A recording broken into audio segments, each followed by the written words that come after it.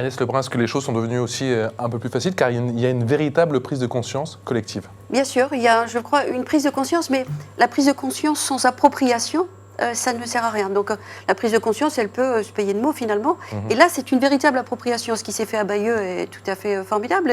Et je me souviens pour ma part que nous avions réussi à diminuer le gaspillage alimentaire par plateau qui était de 124 grammes. C'est à Morlaix. Morlaix, c'est combien de repas par jour? 3700 repas. Donc les écoles, les EHPAD et puis des clients extérieurs.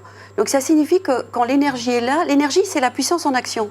Donc ça veut dire que si l'appropriation est collective, beaucoup de formation pour les agents, beaucoup de détermination pour les élus, chacun dans son rôle, beaucoup de pression des parents qui veulent savoir ce que les enfants mangent, mais aussi les enfants.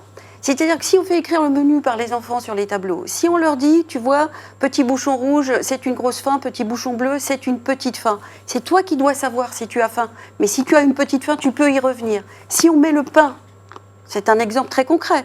Les agents sont extrêmement précieux, ils observent tout, ils savent tout. Donc si on les met en situation de nous rendre compte aux élus, on peut nourrir sa réflexion. Et pas juste se nourrir d'idéologie d'une certaine façon.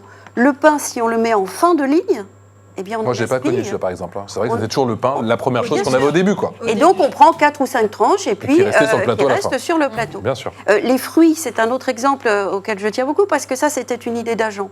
On constatait que les petits ne mangeaient pas de mandarines, c'est trop compliqué à éplucher et ça prend du temps et puis ils sont pressés de partir à la récréation. Les agents épluchaient les mandarines. Mais ça permettait, évidemment ça prend du temps, mais ça permettait aux enfants de manger la moitié d'une mandarine. Et donc ce gaspillage diminuait. Et on arrive à trouver de la recette.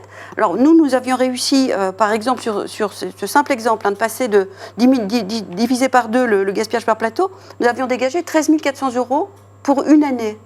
Et nous avions réinvesti dans des produits plus chers, parce que parfois la production locale est plus chère.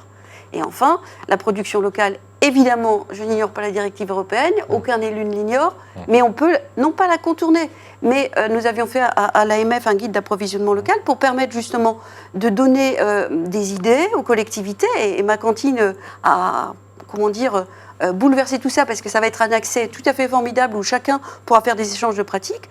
L'idée, c'était de dire, vous pouvez le faire, c'est une volonté. Si on veut le faire, on peut, par exemple, dans les cahiers des charges, demander à ce qu'il y ait des visites sur les vergers de pommes quand on veut acheter des pommes. Quand on a loti les lots crèmerie pour que le yaourt d'un côté, le lait de l'autre, permettent à des producteurs locaux de répondre. Donc tout ça, ça va dans le très bon sens. Et ma cantine, évidemment, est venue en quelque sorte parachever ce travail qui parfois était un peu solitaire.